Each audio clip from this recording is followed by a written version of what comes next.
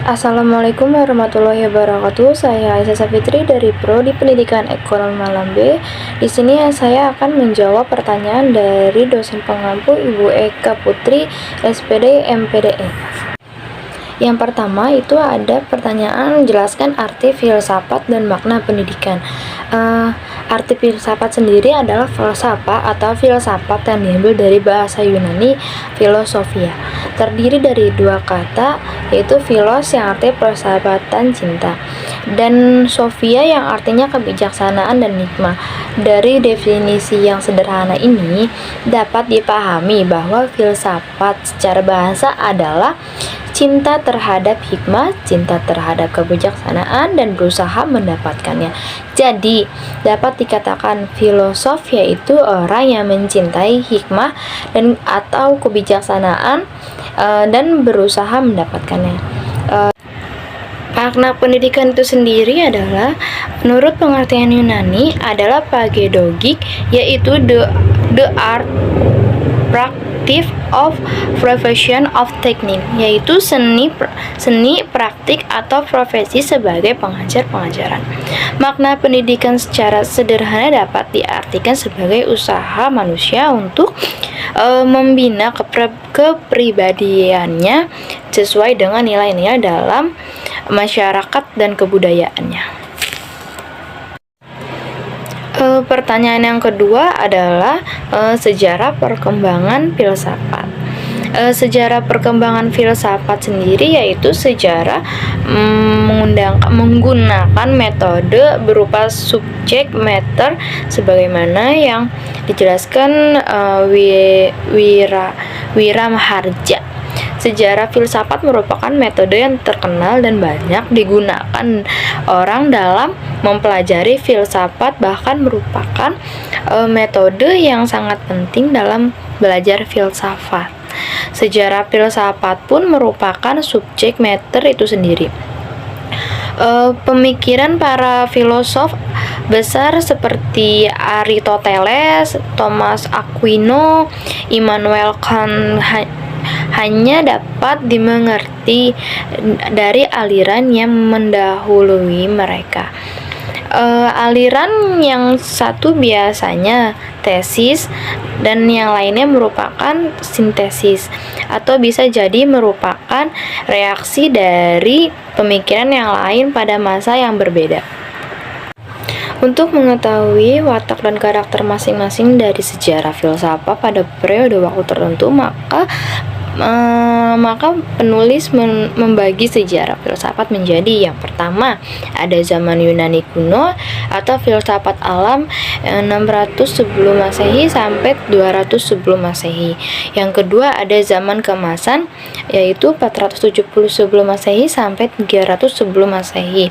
Yang ketiga dilanjut pada masa abad pertengahan, masa filsafat Islam atau Arab awal abad ke-8 Masehi sampai abad ke-12 Masehi. Periode yang keempat ada periode Kristen yaitu abad ke-9 sampai ke-12 Masehi. Kemudian masuk pada zaman modern 1600 sampai 1800 Masehi. Yang keenam diteruskan zaman baru yaitu 1800 sampai 1950 Masehi. Yang terakhir ada postmodernis atau kontemporer 1950 Masehi. Pertanyaan yang ketiga yaitu jelaskanlah hubungan antara filsafat, manusia, dan pendidikan dalam upaya pengembangan sumber daya manusia. Yaitu hubungan tersebut dilihat dari berbagai aspek. Misalnya objek kajian manusia, filsafat berarti berpikir mendalam oleh manusia.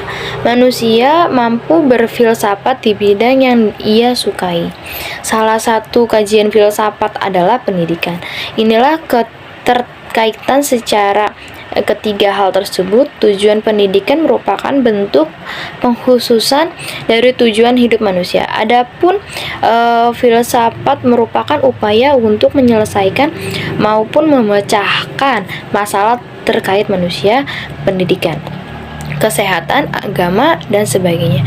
Masalah-masalah yang dialami manusia akan mendalami berfilsafat untuk kemudian menyelesaikan masalahnya.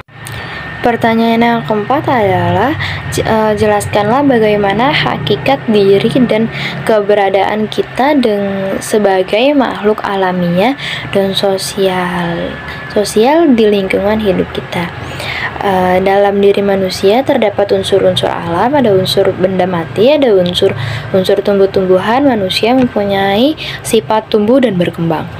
Ada unsur hewani dengan kemampuan gerak, mempunyai nafsu, insting, dan sebagainya. Manusia secara fisik mempunyai bentuk yang sangat sempurna dan lebih baik, lebih indah, jadi secara alami manusia menjadi makhluk paling tinggi.